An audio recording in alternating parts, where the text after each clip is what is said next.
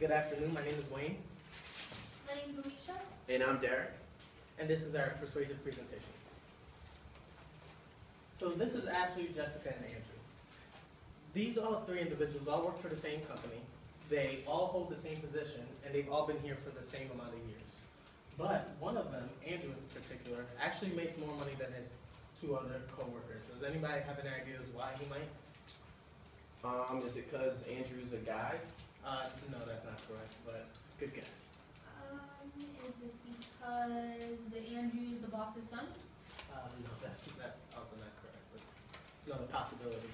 The real reason is because Andrew actually received his MBA while in graduate school at the University of Massachusetts, Dartmouth. So, what is the MBA? An MBA is the Master of Business Administration. It is the most popular graduate school program in the business field.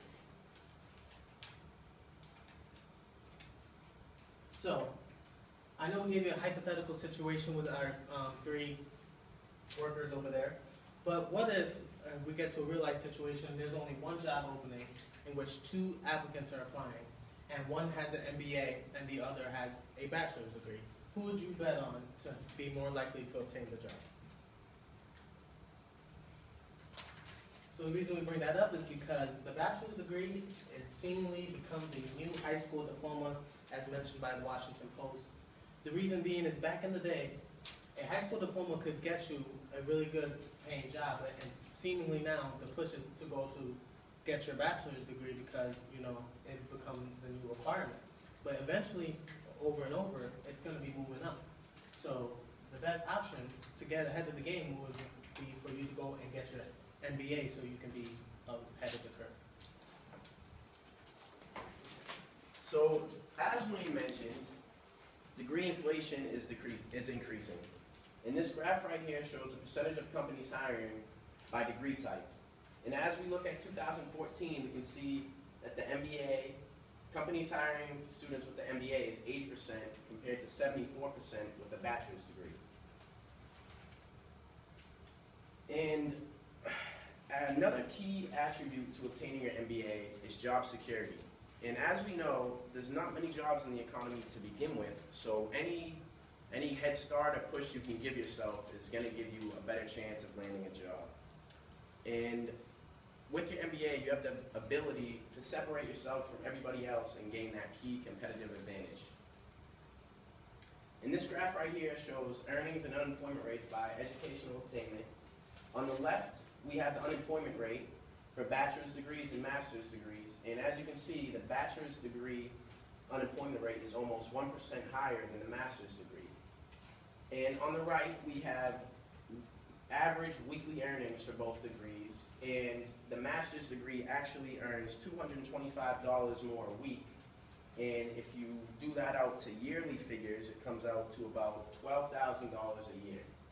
And if you multiply that by 5 for 5 years, it comes out to about $60,000 a year. And with that $60,000, that could be the difference between your Honda Accord on the left or your brand new Porsche on the right. And if you're still not convinced, your MBA can get you more than just, your MBA gives you more than just monetary benefits. It can certainly help you land a six-figure job, but you also may be able to marry a hottie like this little guy's dad, or have traveling opportunities to places throughout the world. Other benefits besides those are networking. Not only will you be able to network with other students, but you'll also be able to network with professors and anybody else in the university, which can help you land a job quicker and maybe a better job. So, I know thinking about grad school may seem a little bit daunting, but just like everything else in life, with a little preparation, you will be able to go a long way, even if you started well on your way. So right now you might be thinking, I don't know what age we have in here, but we might have some sophomores in here thinking, okay, grad school is maybe 2+ years away, why am I thinking about this right now? But it's always great to start planning, just having a structured or ideals of where you would like to be someday. So the admission process for grad school is very similar to the undergrad years.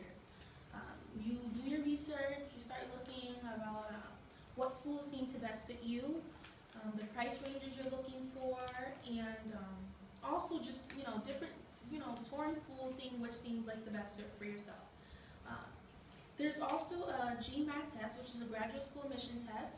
It's similar to the SAT, but this time it's testing your knowledge or the skills that you've gained from your undergrad years. And many schools do have the option for your GMAT test to be waived if you had a high GPA in your undergrad years. And I know for UMass Dartmouth, that GPA requirement is a 3.5 or higher. So how and where?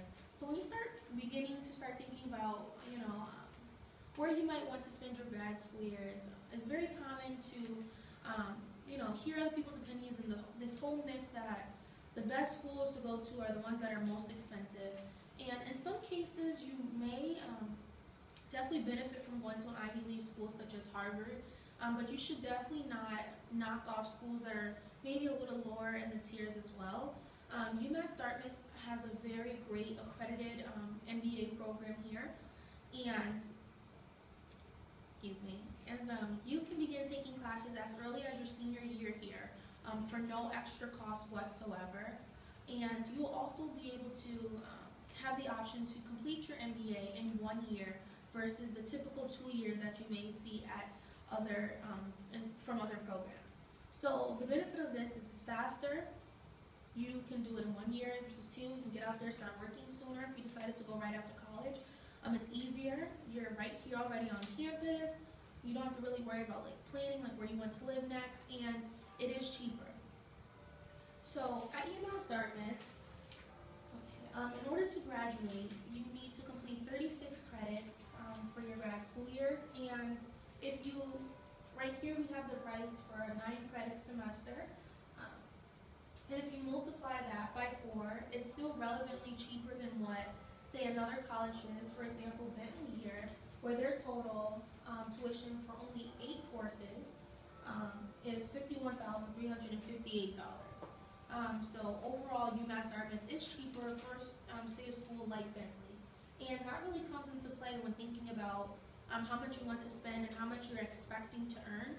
You really want to think about and calculate your return of investment, because even though some schools may seem like they have a better name, you might still graduate making the same amount of money you would had you have obtained your MBA from UMass Dartmouth. So there is a lot of options for obtaining your MBA. One option is going right after your undergrad school years. Right after 4 years, you just jump in and say, here, you must leave for 1 more year.